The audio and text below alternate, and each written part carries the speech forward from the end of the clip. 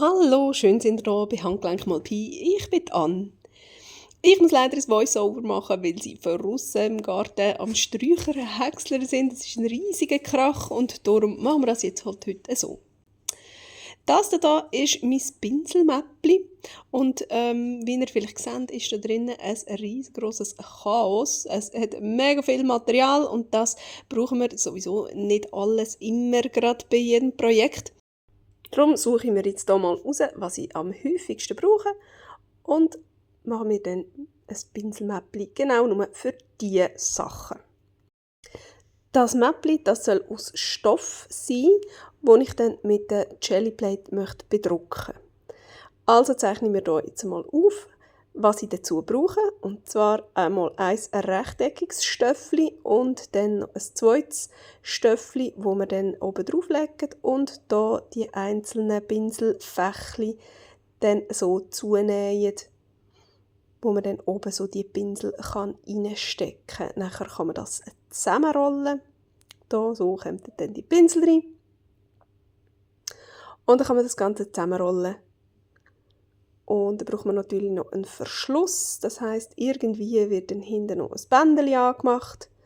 Ja, das ist jetzt noch nicht gerade so wichtig, wie gross, wie lang das Bändchen wird. Ich nehme einfach ein Stückchen Stoff, das ich dann bedrucke. Und am Schluss kann ich dann noch schauen, wie viel ich dann brauche. Jetzt müssen wir natürlich wissen, wie gross das Stöffli muss werden. Das heisst, ich muss schauen, wie hoch sind denn die Pinsel. Ich muss wissen, wie viel Pinsel habe ich, wie breit muss das Ganze werden. Und ich muss ungefähr wissen, wie hoch das kleine Stöffli muss sein. Und das könnten wir doch jetzt dann gerade abmessen. Für das habe ich mir die Pinsel jetzt mal so hergelegt und ich schaue, wie breit das ist und rechne mir links und rechts noch je einen Zentimeter dazu. Da hätten wir 52 cm insgesamt. Und dann schauen wir, wie hoch dass die Pinsel sind und nehmen wir hier auch noch je einen Zentimeter oben und unten dazu, für natürlich als Nahtzugabe. Das macht nachher dann 34 cm.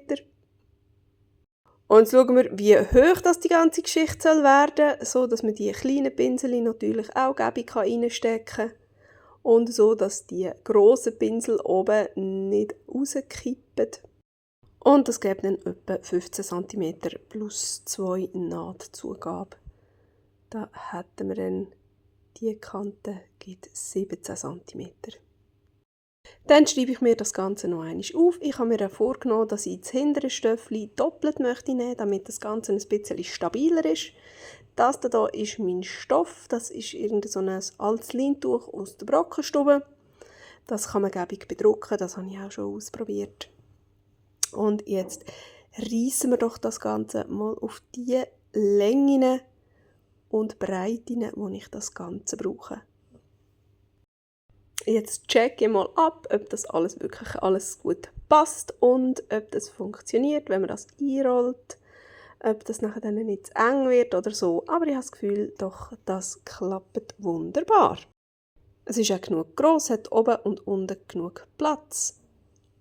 Und dann brauche ich dann noch irgendein Stöffli. Es muss noch ein bisschen länger sein, wahrscheinlich als das. Aber so sollte man dann das zusammenbinden. Und so sollte es dann am Schluss aussehen. Ich habe mir hier meine Jellyplate eingerichtet und alles ein bisschen parat gemacht. Unseren Stoff, den wir brauchen für unser Pinselmäppli, den wir schön zugeschnitten haben oder zugerissen haben, besser gesagt. Ich habe hier ganz verschiedenes Zeug, um damit printen. Dort hinten hat es noch ein paar Blätter, die ich von draussen gesammelt habe. Dann hier meine absoluten Lieblingszahlen und Buchstabenschablonen. Und auf jeden Fall habe ich mir auch noch meine Lieblingsfarben oder meine momentanen Lieblingsfarben parat gemacht. So wie ich mein Pinselmäppli möchte bedrucken. Und als Highlight natürlich noch ein bisschen Neon als so dazwischen vielleicht ein bisschen. Mal schauen, wie es rauskommt, keine Ahnung. Aber das ist so das, was ich mir vorgenommen habe, also was ich mal parat gemacht habe. Vielleicht muss ich dann gleich noch die eine oder andere Farbe suchen. Aber ich habe gedacht, um zuerst mal ein bisschen reinzukommen, habe ich mir auch noch einfach so ein bisschen Papier parat gemacht. Ja, ich werde zuerst ein paar Testdrucks machen, weil ich habe schon so lange nicht geprintet. Und jetzt muss ich zuerst ein bisschen reinkommen, mich wieder ein bisschen angewöhnen. Ja, genau. So. Ein bisschen Farbkombinationen ein bisschen, ja, raussuchen. Und es wird sowieso dann da ein riesen Chaos geben wieder. Gut. Mit was fange ich an? Keine Ahnung. Das ist immer irgendwie am schwierigsten. Mit was fange ich an? Einfach mal mit irgendetwas anfangen. Ich muss auch immer wieder am Anfang ein bisschen reinkommen. Wie viel Farbe muss ich auftragen bei der ersten Schicht und bei der zweiten Schicht und so weiter. Und wie manchmal kann ich darüber rein Zeug abnehmen und ja, wie viele Farben übereinander machen Sinn und so weiter. Keine Ahnung. Und da habe ich noch ein kleines Blättchen. Da kann ich auch immer ein bisschen meinen Roller abrollern, genau. Und was ich nicht parat gemacht habe, ist ein Blatt zum Abrollern. Das braucht es ja auch noch. So. Genau. Und jetzt fange ich einmal mit dem hier an. Das ist irgendein Pfannendeckel eigentlich. Oder ein Untersätzchen, so ein Silikon. Dingsbums, Zeugs, Geschmäus. Wenn ihr wisst, was ich meine.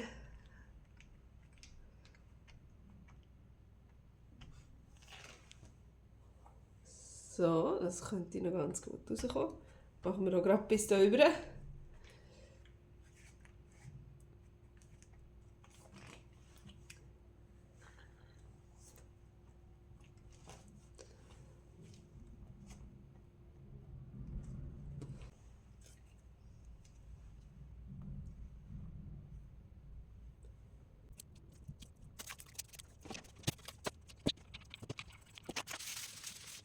So, was sehen wir hier? Also mir gefällt es nicht besonders gut. Es ist mir viel zu wild und ja, es hat durchaus seine schönen Sachen.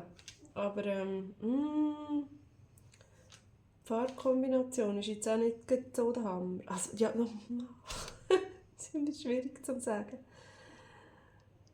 Ich weiß es nicht. Ich muss noch 2, 3 probieren wahrscheinlich. He?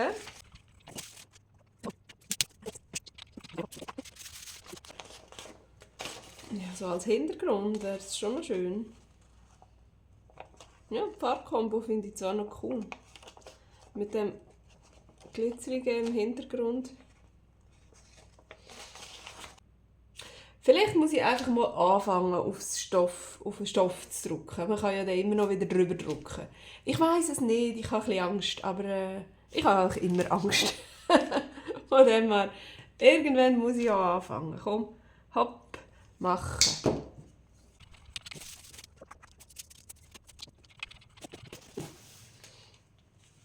Ach, einfach mal drauf. Einfach mal drauf. He? So. Und da noch. Einfach irgendwie. Ich weiss, das ist wahrscheinlich unschlau. Man hätte das ein bisschen ein bisschen koordinierter machen. Aber ja, noch komm. Ich muss ja nicht ganz bis an die Ränder rausprinten, weil ich das nähe ja nachher dann noch zusammen. Das ist gut zu wissen.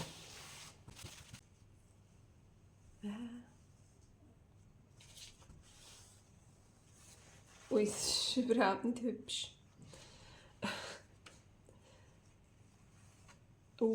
Das ist gar nicht schön. Oh. Da, was ist da passiert? Nicht viel, hä? Hat es ein bisschen zu wenig Farbe drauf? Muss ich ein bisschen mehr Farbe drauf haben, habe ich das Gefühl. Ich weiss es nicht. Einfach weitermachen. Einfach weitermachen. Und ich gehe jetzt glaube mal ein bisschen mit dunkler Farbe drauf. Keine Ahnung. Einfach weitermachen.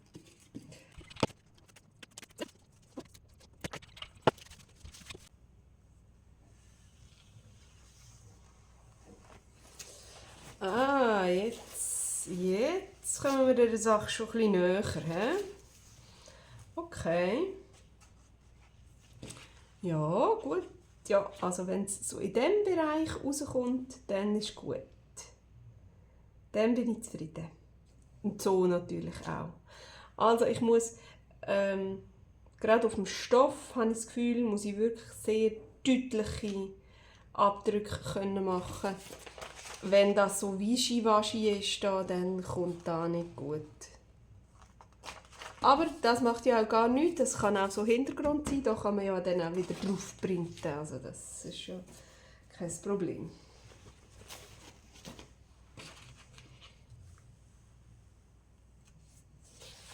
So, genau. Da auch so Wischiwaschi-Zeug kommt nicht so gut, aber deutliche Abdrücke sind okay. Gut, weiter. Vielleicht, um meiner Linie ein bisschen treu bleiben, könnte ich ja wirklich mit dem Blauen immer voraus und immer ein bisschen andere Hintergründe machen. Das wäre vielleicht gar nicht mal so eine schlechte Idee. So, aber was ich auch gemerkt habe, ist ein bisschen mehr Farbe drauf lassen. Und damit das hier nicht so komisch abgewetzt ist, sondern dass wirklich der Stoff kann das aufsaugen. So, gut, weiter. Also, das hier ist unsere Grundfarbe, die Vordere. Jetzt für das Projekt.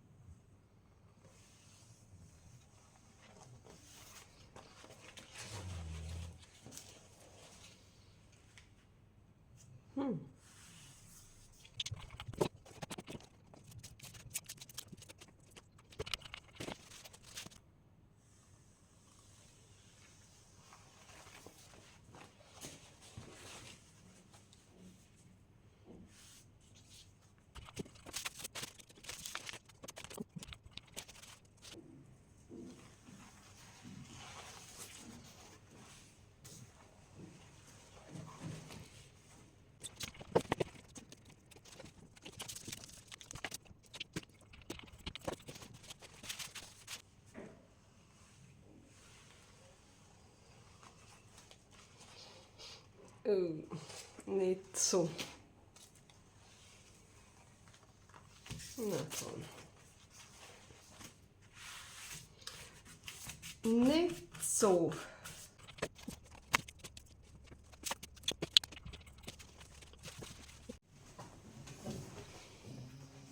Das sind meine fertigen Stoffe. Sie sind recht wild geworden. Ich weiß nicht, wie gut man es sieht, wie gut die Farben jetzt da zur Geltung kommen. Auch weil sie so glänzt und so. Aber ich finde, sie sind recht cool rausgekommen. Es gibt so gewisse Stellen, die mir nicht so wahnsinnig gefallen. Und ja, da ist es jetzt auch so ein bisschen, ja, hat es jetzt nicht so Highlights und so gegeben, aber ich werde ja sowieso, das ist dann ein Stoff ist aussen und einer ist innen. So, dass wir das so doppelt haben, dass das ein bisschen stabiler ist. Und dann habe ich da noch natürlich das Stöffli, wo dann die ganzen Pinsel drin reinkommen und das verdeckt natürlich dann einen Teil. Und dann muss ich mir dann jetzt gut ausdenken, welches Stöffli wenn wir für aussen nehmen, wo man das Ganze nachher dann sieht und welches nehme ich innen und wo kann ich etwas verdecken, dass es nachher nicht doof aussieht. Das wäre zum Beispiel jetzt ein bisschen schade zum Verdecken, aber wenn ich das verdecken würde, dann ja, sieht man da die coolen Fragezeichen nicht mehr. Ja, das ist wieder mal mein Problem. Was ich auch noch für eine Idee hatte, Dann müsste ich aber noch einmal printen. Das ist mir vorher gerade in den Sinn gekommen. Eigentlich hätte man können das ein bisschen versetzt drauf tun, zusammennähen. Dann kommt hier das Stöffchen drauf für die Pinsel. Okay, also da kommt dann die Pinsel rein. So. Voilà. Und dann hätten wir hier oben einen Teil, wo wir runterklappen könnten, dass wenn wir es dann einrollen, dass die Pinsel nicht oben rausfallen. So. Das war noch so ein Gedanke, aber das heisst, ich müsste auf dieser Seite den oberen Teil noch einmal printen. Das heisst, ich muss noch einmal anfangen. Ich habe noch nicht alles ganz verräumt, aber ich habe fast keine Zeit mehr. Ja, ich muss mir es noch überlegen. Ich finde, es ist auf jeden Fall recht cool rausgekommen. Es ist extrem wild, genauso wie ich es wollte. Ja, und ich denke, das gibt jetzt dann noch eine gute Überlegarbeit für mich. Zum Studieren, was ist wo und was verdecke ich und was bleibt davor. Ich weiß es nicht, wir werden es sehen. Ich werde vielleicht noch einen Sprint, ich weiß es noch nicht. Und dann werde ich es zusammennähen. Ich werde euch nicht mitnehmen zum Zusammennähen, weil, ja, ihr wisst es, bei mir ist immer Fluchen angesagt, wenn ich die Nähmaschine vornehme. Und das werden wir doch nicht im Video haben. Aber ich zeige euch auf jeden Fall dann das fertige Produkt und dann würde ich sagen, sehen wir uns dann später wieder. Das ist mein fertiges Pinselmäppchen. Ich finde, es ist recht cool rausgekommen. Wir können das mal auftun und mal schauen. Ich habe jetzt hier so einen langen Bändel dran gemacht, dass man das wirklich kann, ein Mäschchen machen kann oder man kann das so zweimal drumherum wickeln und dann gut anziehen. Und dann hat das auch. Also von dem her, man hätte einen Klettverschluss machen oder einen Druckknopf oder so, das wäre auch möglich gewesen. Aber ich habe jetzt gefunden, mit dem Bändel passt doch das gerade so super. Solig. Und so sieht das Mäppchen aus. Ich habe es jetzt gefüllt mit meinen Pinseln, die ich mir vorher rausgelesen habe.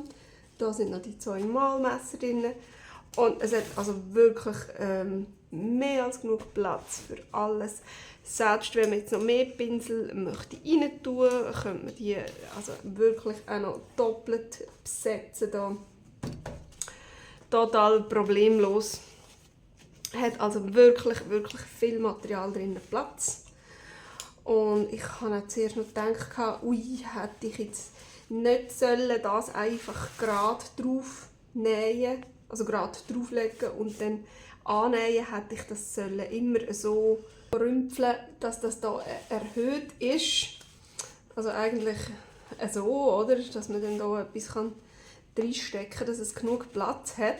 Aber es geht total gut. Also es muss ja nicht komplett gerade aufliegen. Man sieht es da schon, es ist so ein bisschen erhöht zwischen innen, halt weil es das untere Teil auch so ein bisschen ausbühlt, aber das macht überhaupt nichts. Also ja. Ja, das Problem war, ich habe zuerst ein bisschen Quatsch gemacht und habe dann müssen das Ganze noch einmal auftrennen und noch einmal auseinandernehmen und nochmal anders zusammennähen und dann ist mir eben auch der Faden ausgegangen, weil ich eigentlich zuerst wollte alle Nähte noch einmal abzickzackeln, aber dann habe ich jetzt am Schluss wirklich gedacht, ui nein, es wäre schade, wenn mir der grüne Faden ausgeht. Und habe es dann einfach so lassen, wie es war. Aus diesem Grund ist schlussendlich auch ein bisschen eng geworden da mit dem Platz. Also es hat jetzt wirklich gerade noch Platz drin, wenn man es ganz runterstösst. Kommt es nicht oben raus, Gott sei Dank. Ich habe es jetzt auch nicht so gemacht, dass man es jetzt noch einmal zusammen da oben noch reinklappen könnte. Weil ich gefunden habe, nein, dann wird es irgendwie komisch. Ja, ich habe gerade nicht so genau gewusst, wie ich das dann machen soll mit den Rändchen und so. Und habe nicht mehr kompliziert machen. Darum habe ich es jetzt einfach so gemacht. Und das klappt einmal. Es ist eben ein bisschen knapp, aber alles gut, alles gut. Es passt noch alles rein. Da ich das musste eben ein-zweimal wieder auftrennen, gewisse nicht, hat es jetzt halt hier so blöde Löchli drin. Und auch gerade hier am Rand halt leider auch. Ja, weil das Leintuch, das ist ein sehr altes Leintuch aus der Brockenstube, dann ist der Stoff so leicht anfällig, sage ich jetzt einmal. Und eben halt auch der Druck ist halt jetzt verlöchert. Aber Jesus Gott, ich bin da total Handgelenk mal Pi. Auch da die Fädeli habe ich jetzt nicht noch extra gross vernähen. Weil, ja, also eben, ich bin da nicht voll auf Perfektion. Das hätte jetzt einfach ein bisschen rucki-zucki fertig werden. Ich finde auf jeden Fall, es ist mega cool raus geworden mit dem gedruckten. Es sieht total cool aus. Da habe ich auch so gemacht, dass wenn man es einrollt, das ist genau das, was mir am besten gefällt, ist da jetzt einfach gerade schön vorne. Das hier gefällt mir zwar nicht so wahnsinnig gut, aber das macht nichts. Dafür ist der Teil dann wieder recht cool. Ah ja, das kann ich noch zeigen, was mir da passiert ist. Wo ist es jetzt? Ah, da. Da ist mir tatsächlich, blättert mir die Farbe ein bisschen ab. Das ist passiert beim Kehren von dem, das ist ja so ein Schlauch, habe ich da genäht und nachher mit der Sicherheitskufe habe ich das müssen kehren, das durchziehen. Das war ein rechter Krampf, weil es ein bisschen eng war. Und weil dort dann Farbe auf Farbe gerieben hat und da Acrylfarbe also auch ein bisschen leicht, ja, klebrig, sage ich jetzt einmal, ist das dann nicht so wahnsinnig gut gerutscht und darum hat es mir da auch ein bisschen Farbe abgeblättert, wo so viel Farbe drauf war. Das war so ein richtiger Flair, so wie hier, wo der Stoff die Farbe nicht so richtig aufgesogen hat, ja, sondern dass wirklich einfach nur wie oberflächlich drauf geklebt ist. Ja, das ist ein bisschen schade, da könnte man jetzt mit Tröpfchenfarbe noch ein bisschen so drüber streichen, dann wäre das auch wieder fort. Tja, das hier wäre das Ergebnis und ich finde es mega cool, ich habe noch Freude, es gefällt mir extrem gut, selbst wenn es ein bisschen, ja, so ein bisschen, ja, nicht 100% perfekt ist, aber wie gesagt, Handgelenk mal Pi lenkt mir komplett und ich habe mich gefreut. Ich hoffe, euch hat es auch gefallen beim Zuschauen und dann würde ich sagen, sehen wir uns beim nächsten Mal wieder. Tschüss!